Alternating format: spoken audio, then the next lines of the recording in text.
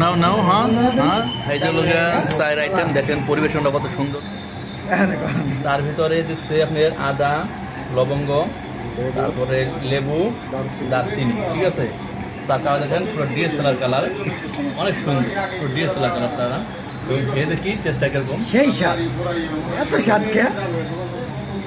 ভাই ধন্যবাদ ভাই, অসাধারণ চা হয়েছে ভাই। কি চা বানায় আর একজন দাঁত কেলাইতেছে।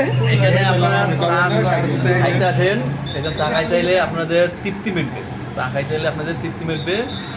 আপনারা স্বীকার করতে পারবেন আপনার চা খাইতে টাকা দিয়ে, ঠিক আছে। অবশ্যই আসবেন, চা খেয়ে যাবেন। ভালো থাকবেন সবাই, আল্লাহ হাফেজ।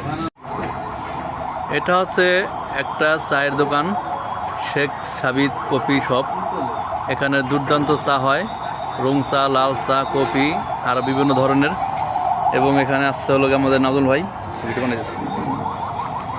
আর এটা হচ্ছে চায়ের পরিবেশটা হচ্ছে অসাধারণ, কারণ বিভিন্ন জায়গায় আমরা যেভাবে বসে চা খাই, অথচ এখানে চায়ের পরিবেশটা যেভাবে চেয়ার এবং টেবিল পাতাইছে, এবং এখানে সকল প্রকারের চায়ের রেট দেওয়া আছে, যে কোনটা কত রেট। জ্যৈষ্ঠ মধু চা নর্মাল 15 টাকা, জ্যৈষ্ঠ মধু স্পেশাল চা 30 টাকা। এবং এখানে সমস্ত চায়ের রেট দেওয়া আছে, আপনাদের খুশি মতো পছন্দ মতো চা খেতে পারবেন। এবং এই ঠিকানাটা হচ্ছে গোসাকান্দি গরুহাটার পিছনে। এটা হচ্ছে আমেনা মার্কেট।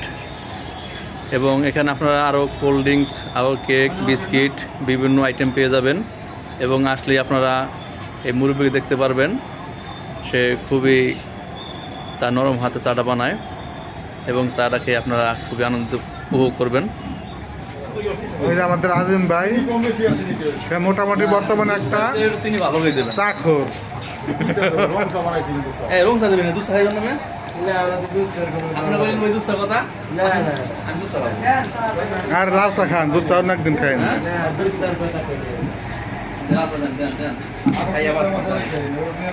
বলছেন আমার ধুয়ে নিয়েছে, যাবো না তো ধুয়ে নিয়েছে।